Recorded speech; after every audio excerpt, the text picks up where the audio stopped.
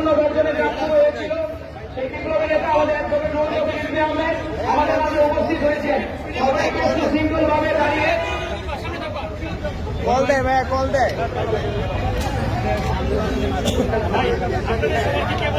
এখন আপনাদের মাঝে সংক্ষিপ্ত বক্তব্য নিয়ে আসছেন ঢাকা বিশ্ববিদ্যালয়ের মেধাবী শিক্ষার্থী সাবেক ছাত্র নেতা অমরেন্দ্র দাস অপুদাদা। এখন আপনাদের মাঝে সংক্ষিপ্ত বক্তব্য নিয়ে আসছেন।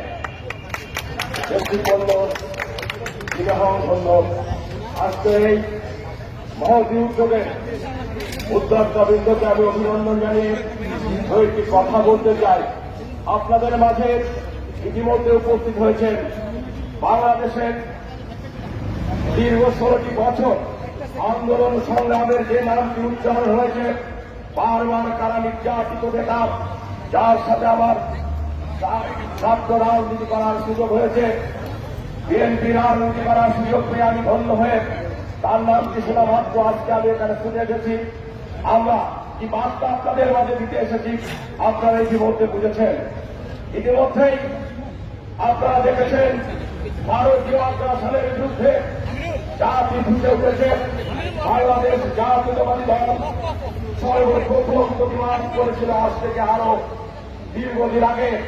জনাব রুহুল কবির রিজভী তার গায়ের শালটি পুড়িয়ে দিয়ে সেদিন বোঝাতে চেয়েছিল এদেশ আমার, এ মাটি আমার, এদেশকে আমরা ভালোবাসি, কোন বিদেশি প্রভুত্ব আমরা স্বীকার করতে চাই না। আজকে সেই দেশবাসী মর্মে মনে বুঝতে পেরেছে আমার দেশকে রক্ষা করতে পারলে আমার সার্বভৌমত্ব রক্ষা হবে, আমার মাটিকে রক্ষা করতে পারলে আমার সার্বভৌমত্ব রক্ষা করতে পারবে। আপনারা ইতিমধ্যে দেখেছেন কিছু নাটক শুরু হয়েছে। পার্শ্ববর্তী দেশের একটি উগ্র মৌলবাদী রাজনৈতিক দল বিজেপি সরকার, তাদের মুখপাত্র পশ্চিম বাংলার শুভেন্দু অধিকারী তিনি মা কান্না কাঁদতে শুরু করেছেন। আমরা শুভেন্দু অধিকারকে বলতে চাই আমরা শান্তিতে আছি। এদেশে অশান্তি সৃষ্টি করবার জন্য উস্কানিমূলক বক্তব্য দিবেন না। আর আপনার সেই একই পরিবারের সদস্য আপনারা যাদের কাছ থেকে লুটপাট করে দেশকে শূন্য করতে চেয়েছিলেন, সেই পতিত সরকার জনগণের ক্ষোভের মুখে লুণ্ঠনের মুখে দেশ ত্যাগ করেছে। বাংলাদেশের জনগণ কোনদিন আপনাদের সেই স্বপ্ন বাস্তবায়ন হতে দিবে না। আমি যে একটি কথা আরে বলতে চাই, আপনারা দেখেছেন ইতিপূর্বে বিবিসি একটি আন্তর্জাতিক খ্যাতিসম্পন্ন একটি সংবাদ মাধ্যম, সেখানে একটি জরিপ চালিয়েছে বাংলাদেশে। এই জরিপে দেখেছে 52টি জেলায় 205টি সংখ্যালঘুদের বাড়িতে আক্রমণ হয়েছে। সেই সত্যতা যাচাই করবার জন্য 20টি সহযোগিতা গিয়েছিল। যে সেখানে দেখতে পেরেছে সেই যে 52টি জেলার 205টি হিন্দু বাড়িতে আক্রমণ হয়েছে, এরা আওয়ামী লীগের নেতা, এরা হিন্দু নয়। এরা যেমন আমি বিএনপি করি, আমি অমরেন্দ্র দাস, আমি বিএনপি নেতা, আমার উপর আক্রমণ হবে, বিএনপির উপর আক্রমণ হবে। চন্দ্র রায়, নিপুণ রায় চৌধুরীর উপর আক্রমণ হবে, বিএনপির উপর আক্রমণ হবে। কিন্তু পার্শ্ববর্তী দেশ এইটি রাজনৈতিক ইস্যুকে ভিন্ন খাতে প্রবাহিত করবার জন্য এই দেশে গোলাপানিতে অস্বীকার করার চেষ্টা করছে। আমি বলতে চাই আপনারা আমাদের বন্ধু হয়ে থাকবেন। ভোটে আসছে এই দেশের জাতীয়তাবাদী শক্তিকে নিয়ে আমরা আপনাদের প্রতিহত করা শুরু করেছি, প্রতিহত করব। আজকে মনে হয় আমার যেটা পূর্বে যে ঘোষণা দিয়েছিলেন আমরা ব্যবসায়িক পণ্যে বসতে চাই। এখানে যে সমস্ত পণ্য আছে ভারতের পণ্যর যে কোনো ক্রমে আমাদের এই পণ্য নিম্নমানের নয়।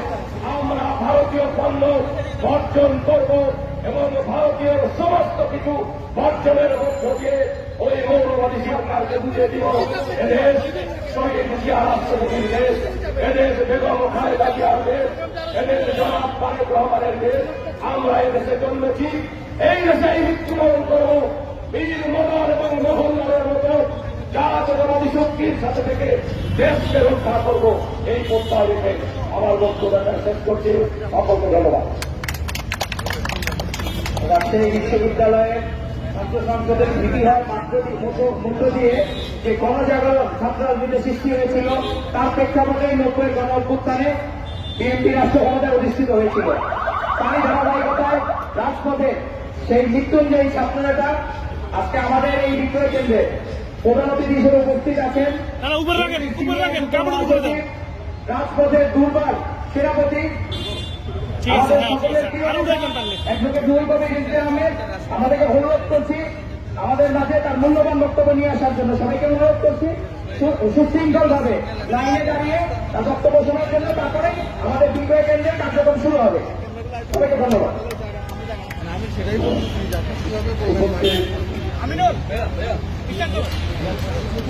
এলাকাবাসী, বিএনপি এই অঙ্গ সংগঠনের নেতৃবৃন্দ এবং গণমাধ্যমের দায়িত্বরত সাংবাদিক ভাইরা, প্রিন্ট এবং ইলেকট্রনিক মিডিয়া বন্ধুরা, আজকে এখানে এই সংক্ষিপ্ত পথসভা এবং বাংলাদেশি পণ্য বিক্রয়ের এই ছোট্ট একটি কাউন্টারে এই জিনিসপত্রগুলি বিক্রি করার পূর্বে দু চারটি কথা আমাদের নেতৃবৃন্দ বলেছেন। আদরেন্দু দাস একটু এখানে কথা বলেছেন, আমাদের আরো অঙ্গ সংগঠনের নেতৃবৃন্দ রয়েছেন, ডাক্তার জাহিদ, ডাক্তার আওয়াল এবং আরো অনেক ছাত্র নেতৃবৃন্দ কথা বলেছেন। আপনারা জানেন আমাদের উদ্দেশ্য যে আমরা একটি স্বয়ং সম্পূর্ণ জাতি। এই দেশটি, এই জাতি স্বাধীনতা অর্জন করেছে 30 লক্ষ মানুষের আত্মদানের মধ্যে, 2 লক্ষ নারী নির্যাতন। এত বড় আত্মদানের মধ্যে দিয়ে একটি জাতি 18 কোটি 19 কোটি মানুষের এই দেশ, এই দেশকে আপনারা চোখ রাঙিয়ে, ভয় দেখিয়ে, মিথ্যা অপপ্রচার অপতথ্য দিয়ে দাবিয়ে রাখতে পারবেন? কখনই পারবেন। হঠাৎ করে আপনাদের কি হল? আমি পার্শ্ববর্তী দেশের নেতৃবৃন্দ যে আপনারা উঠে পড়ে লেগেছেন বাংলাদেশের বিরুদ্ধে অপপ্রচার করতে, অপতথ্য। আমরা আগেও বলেছি 5ই আগস্টের আগে যে সরকার ছিল একটি ঘৃণিত সরকার। তারা ক্ষমতায় থাকার জন্য নিজ দেশের সন্তানদেরকে হত্যা করতে দ্বিধা করত। এরা নিজ দেশে গণতন্ত্রকামী মানুষকে চিরদিনের জন্য নিরুদ্দেশ করে দিতে দ্বিধা করত না। এরা ক্রস ঘাট দিয়ে নদীর ধারে, খালের ধারে মানুষ হত্যা করত নিজ দেশে। সেই সরকার, হাসিনা সরকার আপনাদের এত প্রিয় ছিল কেন? কারণ আপনাদের সাহসে, আপনাদের উৎসাহিতে শেখ হাসিনা যা ইচ্ছা তাই করে দাঁড়াতেন বাংলাদেশে। ভোটের দরকার হতো না। শেখ হাসিনার অধীনে যে ভোটগুলো হয়েছে, সেই ভোটগুলো হয়েছে ভোটারবিহীন। যে ভোটের এক একটা নাম আছে, ভোটার শূন্য ভোট, নৈশকালীন ভোট, মিড নাইট ভোট। এই কথাগুলো শেখ হাসিনার সময় যে নির্বাচন হয়েছে, সেই নির্বাচনের সময় মানুষ এই আখ্যাগুলো দিয়েছে শেখ হাসিনার। তাহলে সেই শেখ হাসিনা তার ভোটার শূন্য ভোট, তার কথিত নির্বাচন কমিশন, এদের প্রতি আপনাদের এত মহব্বত কেন?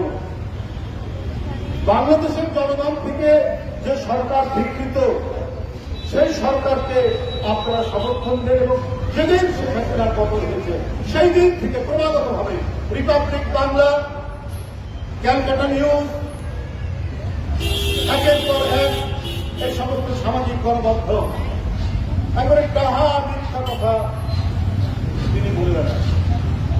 আমরা ভারতের কোন আভ্যন্তরীণ বিষয়ে কোনো কথা বলি, ওখানে কংগ্রেস, বিজেপি কে ক্ষমতায় আসছেন যাচ্ছেন, এটা তো ভারতের জনগণের ব্যাপার। ভারতের জনগণের যদি অধিকার থাকে তাদের কেন্দ্রে এবং প্রদেশে তারা ক্ষমতায় যাবে, সেই অধিকার যদি তারা থাকে। আর বাংলাদেশের নাগরিকের ওই অধিকার থাকবে না, অধিকার থাকবে ভারতের এই অপপ্রচারকারীদের। আমাদের বক্তব্য হচ্ছে সেটা। আপনারা মনে করছেন আপনারা পেঁয়াজ বন্ধ করে দিলে মানুষ, বাংলাদেশের মানুষ আর তরকারিতে পেঁয়াজ ব্যবহার করতে পারবে না। আপনারা রসুন, আদা বন্ধ করে দিলে, সোয়াবিন তেল বন্ধ করে দিলে আমরা এগুলো আমাদের রান্নায় ব্যবহার করতে পারবো না। এটা তো আপনারা দুঃস্বপ্ন দেখছেন যে এদেরকে আমরা পানিতে, ভাতে, তরকারিতে ওদের বঞ্চিত করব। আপনারা পশু রপ্তানি অর্থাৎ গরু বিশেষ করে গরু রপ্তানি আজকে 5-6 বছর ধরে বন্ধ করে দিয়েছে। মানুষ, বাংলাদেশের মানুষ বাড়িতে বাড়িতে গ্রামে গ্রামে তারা গরুর খামার, ছাগলের খামার গড়ে তুলে এক কোরবানি ঈদে 1,20,00,000 গবাদি পশু জবাই হয়। সেইটার ব্যবস্থা করেছে এবং প্রতি বছর সাধারণ মানুষের মাংসের যে প্রয়োজন হয় সেটাও দেশের মানুষ ব্যবস্থা করে। তা আপনি ভুলে যাবেন না, এদেশের মানুষ অত্যন্ত শ্রমপ্রিয়, কষ্টপ্রিয়। তারা তাদের প্রয়োজনীয় পেঁয়াজ, রসুন, আদা যেগুলো আমরা আমদানি করি সেগুলো তারা উৎপাদন করতে এবং অতিমাত্রায় উৎপাদন করতে নিষ্পাত করে। আর আপনারা মনে করেন যে আপনারাই শুধু একটা দেশ আছেন পৃথিবীতে আর দেশ নয় যাদের কাছ থেকে আমরা পেঁয়াজ আমদানি করতে পারবো, যাদের কাছ থেকে আমরা রসুন আমদানি করতে পারবো, যাদের কাছ থেকে আমরা পাম অয়েল, সয়াবিন তেল আমদানি করতে পারবো। সেই সব দেশ নেই, সেই সব দেশ তো আছে। আপনারা মনে করছেন ওকে বন্ধ করে দিলে বাংলাদেশের মানুষের অবস্থা কাহিল হবে। অবস্থা কাহিল হচ্ছে আপনাদের নিউ মার্কেটের কোনো দোকান চলে না, আপনাদের কলকাতার কি বলে হোটেলগুলো বন্ধ হয়ে গেছে, আপনাদের মার্কেটগুলো বন্ধ হওয়ার পুত্র বাংলাদেশের মানুষই তারা কলকাতায় গিয়ে, ভারতে গিয়ে ডলার খরচ করে তারা সেখানে কেনাকাটা করছে, চিকিৎসা করছে। হাসপাতাল আর চলবে না। বাংলাদেশের মানুষ ডলার খরচ করে সেখানে চিকিৎসা করা হচ্ছে। আর হয়তো কিছু জমি আপনারা বন্ধ করে দিয়ে মনে করছেন বাংলাদেশের মানুষগুলো হয় এটা অস্থির হয়ে গেছে। বাংলাদেশের মানুষ আনন্দিত। আপনাদের চাইতে বাংলাদেশ যে একটি দেশ, এই দেশের আয়তন এবং লোক সংখ্যা অনুযায়ী আমাদের অনেক মেডিকেল কলেজ আছে, আমাদের অনেক হাসপাতাল আছে। আপনারা কিসের অহংকার করেন? মানুষ যেতেও চিকিৎসা করলাম, আবার একটু ঘুরে ঘুরেও দেখলাম। প্রয়োজন হলে থাইল্যান্ড যাবে, মালয়েশিয়া যাবে, ইন্দোনেশিয়া যাবে, অন্য দেশে যাবে। আপনাদের মতো হিংসাগ্রহী আপনারা যারা আমাদের প্রতি ঘৃণা পোষণ করে সেই দেশে মানুষ যেতে চায় না, কারণ এরা রক্ত মূল্য দিয়ে স্বাধীনতা কেনা এই জাতিকে আপনি বঞ্চিত করে, এই জাতিকে আপনি ভয় দেখিয়ে আপনাদের নতজানু করবেন, সেই জাতি বাংলাদেশ নয়। বন্ধুরা আমার, রিপাবলিক বাংলা বলেছে যে চট্টগ্রাম যে ভারতের অংশ হিসাবে দাবি করা, আরো কত মিথ্যা অপপ্রচার দিয়েছে। আমরা বলেছি একটি স্বাধীন সার্বভৌম দেশে আপনারা দাবি করলে, আমিও এর আগে বলেছি, আমরাও আমাদের নবাবের এলাকা ওই বাংলা, উড়িষ্যা এবং বিহার আমরা দাবি করব। এটা তো আমাদের ন্যায্য মামলা। কিন্তু এই কথা আমরা বলতে চাই না। অনেক সংগ্রাম, আন্দোলন, ব্রিটিশ বিরোধী সংগ্রাম এই উপমহাদেশের লোক একসাথে আমরা করছি। কিন্তু আপনারা সাম্প্রদায়িকতার ধোয়া তুলে ভারতকে যেমন বিভাজন করছেন, ভারতের স্বাধীনতার পর থেকে গণতন্ত্রের যে ঐতিহ্য ছিল সেটাকে যেমন ভুলুণ্ঠিত করছেন, আর সেই সাম্প্রদায়িকতার ধোয়া তুলে কট্টর হিন্দুবাদীদের উস্কে দিয়ে আপনারা চাচ্ছেন উপমহাদেশে আপনাদের আধিপত্য কায়েম। আপনাদের এই বিদ্বেষপূর্ণ মনোভাব, আপনাদের এই হিংসাত্মক মনোভাব, আপনাদের এই ধরনের অপরকে ঘৃণা করার মনোভাবের কারণে আজকে নেপাল আপনাদের সাথে, আজকে ভুটান আপনাদের সাথে আছে, আজকে শ্রীলঙ্কা আপনাদের সাথে নেই, আজকে মালদ্বীপ আপনাদের সাথে নেই, পাকিস্তান তো নেই, বাংলাদেশ আপনাদের সাথে নেই। শুধুমাত্র আপনাদের অহংকার এবং একের পর এক শোষণের যে আগ্রাসনের যে মনোভাব, এই কারণে। তাই বন্ধুরা আমার, আমি আপনাদের যারা এখানে উপস্থিত হয়েছেন, আজকে আমরা বাংলাদেশি পণ্য আমরা কিনে হতধন্য এই স্লোগান দিই। আমরা নিজেদের উৎপাদিত, এই যেখানে অনেক শ্রমিক দাঁড়িয়ে আছেন, তারা যে শ্রম দিয়ে উৎপাদন করে, আমাদের ব্যবসায়ী, আমাদের যে সমস্ত কাপড়ের দোকান, আমাদের যে সমস্ত পণ্যের দোকান, টুথব্রাশ, সাবান, তারপরে নারিকেল তেল, সরিষার তেল, আমাদের দেশের ব্যবসায়ীরা, আমাদের দেশের বিল মালিকরা যেটা উৎপাদন করে, আমরা সেটাই ব্যবহার করি, সেটাই বিক্রি করব। আমরা কারো দিকে ফিরে তাকাবো না, কারো দিকে আমরা চাইবো না। হ্যাঁ, এই গ্লোবালাইজ পৃথিবীতে একে অন্যের সাথে লেনদেন হয়, বাণিজ্য হয়, কিন্তু যারা ঘৃণা করে আমাদেরকে, যারা আমাদের দেশের প্রতি আগ্রাসন চালাতে উস্কানি দেয়, তাদের সাথে আমরা কোনো ব্যবসা বাণিজ্য করতে চাই। আপনাদের সকলকে ধন্যবাদ জানাচ্ছি। এখন আমাদের এই মুহূর্তের এই ছোট্ট আমাদের দেশীয় পণ্যের কেনাকাটার ব্যবস্থা করা করছেন আমাদের যারা স্বেচ্ছাসেবক উদ্যোক্তা আছেন তারা সুশৃঙ্খল ভাবে একজন একজন করে আসার জন্য অনুরোধ করছি, সুশৃঙ্খল ভাবে। আপনি সরে যাবেন। করে এসেও দেশীয় পণ্য কেনার জন্য এসেছেন। আমাদের মাঝে উপস্থিত হয়েছেন জনপ্রিয় চিত্রনায়ক, কেন্দ্রীয় বিএনপি সাংস্কৃতিক বিষয়ক সম্পাদক উজ্জ্বল ভাই আমাদের মাঝে উপস্থিত হয়েছে। উজ্জ্বল ভাইকে শুভেচ্ছা বক্তব্য সংক্ষিপ্ত করে দেবেন।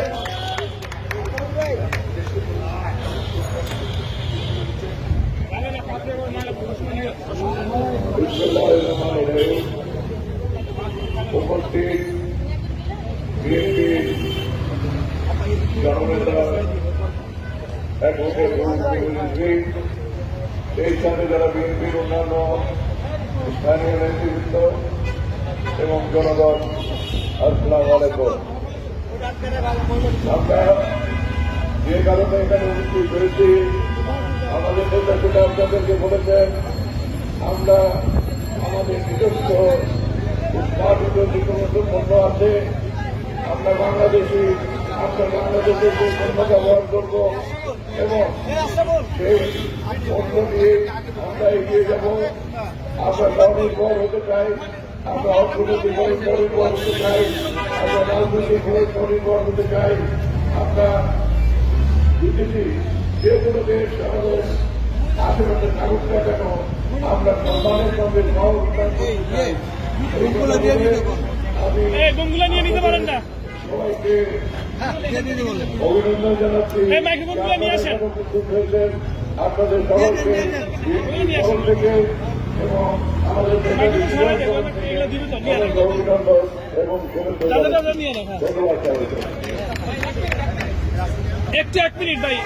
আমাদের এক দেশপ্রেমিক বোন, উনি হুইল চেয়ারে করে এসেও দেশীয় পণ্যকে উপস্থিত হয়েছেন। আমরা বোনটিকে ধন্যবাদ জানাচ্ছি এবং বিদ্যাকেন্দ্রে উপস্থিত হওয়ার জন্য। এরকম দেশপ্রেমিক বন্ধুরা আছে বলে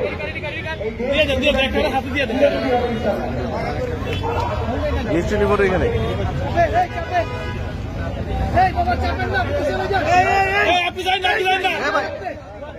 মন্ত্রীর কাছ থেকে টাকাটি সংগ্রহ করছেন আমাদের মৃত্যুঞ্জয়ী ছাত্ররা বিএনপির সিনিয়র যুব মহাসচিব এসেও পণ্য সংগ্রহ করছেন। এরকম দেশপ্রেমিক আছে বলেই আমাদের দেশ বিরোধী হবে ইনশাল্লাহ। ভারতীয় পণ্য বর্জনের ডাক দিয়ে যে আন্দোলন আজ থেকে 9 মাস আগে নিজের ভারতীয় শাল রাজপথে ছুঁড়ে ফেলে দিয়ে এই আন্দোলনের সূচনা করেছিলেন। নারী আমরা দ্বিতীয় স্বাধীনতা পেয়েছি। এই যে একটু দিকে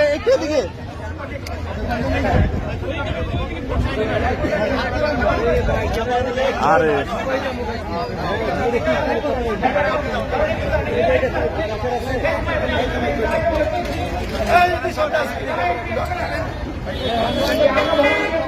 কেমনটা লাগে আমাদের বোন টাকা দিয়ে পণ্য সংগ্রহ করছেন। এরকম দেশপ্রেমিক আমাদের ভাই বোন আছে বলে এই দেশকে ভারতীয় আগ্রাসন মুক্ত আমরা করতে পারবো ইনশাল্লাহ। গতকালই আমাদের বিএনপি সিনিয়র যুব মহাসচিব ভারত থেকে কেনা শাড়ি দিয়ে রাজপথে ছুঁড়ে ফেলে দিয়ে পুড়িয়ে দিয়ে ভারতীয় পণ্য বর্জনের পুনরায় ডাক দিয়েছেন। তারই ধারাবাহিকতায় আজকে এই বিক্রয় কেন্দ্রে অসংখ্য দেশপ্রেমিক ভাই বোনেরা উপস্থিত হয়েছেন। তারা টাকা দিয়ে নিজেদের পণ্য সংগ্রহ করছেন। প্রতিটি শাড়ির মূল্য মাত্র 300 টাকা। দেশীয় তাঁতের শাড়ি মাত্র 300 টাকা। সবাইকে অনুরোধ করবো সুশৃঙ্খল ভাবে, আমাদের পর্যাপ্ত আয়োজন আছে।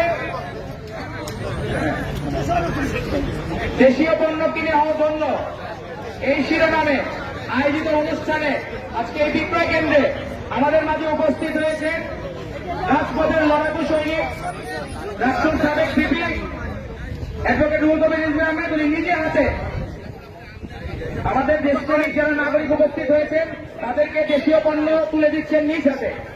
আপনারা মাত্র 300 টাকায় তাঁতের শাড়ি পাবেন, 200 টাকায় পাঞ্জাবি, 100 টাকায় লুঙ্গি, দেশে উৎপাদিত টুথপেস্ট মাত্র 45 টাকায়, সাবান মাত্র 30 টাকায়, টুথব্রাশ মাত্র 10 টাকায়।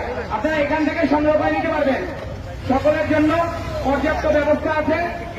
আপনারা ধৈর্য ধরে সুশৃঙ্খল ভাবে পণ্য সংগ্রহ করুন। আমাদের আরেক ভাই উনি নিজে চলতে পারেন না, তারপরেও দেশপ্রেমের পরিচয় দিতে এসে উনি আজকে দেশীয় পণ্য সংগ্রহ করছেন।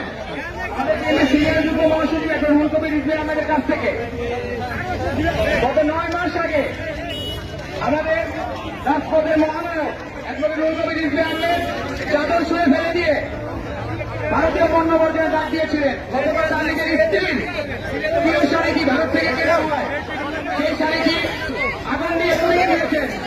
ভারতীয় আগ্রাসনের প্রতিবাদে আমাদের আরেক ভাই উনি নিজে হুইল চেয়ারে করে এসে লুঙ্গি সংগ্রহ করছেন। আমরা ধন্যবাদ জানাচ্ছি ভাইটিকে, উনি নিজে টাকা দিয়ে পণ্য সংগ্রহ করলেন।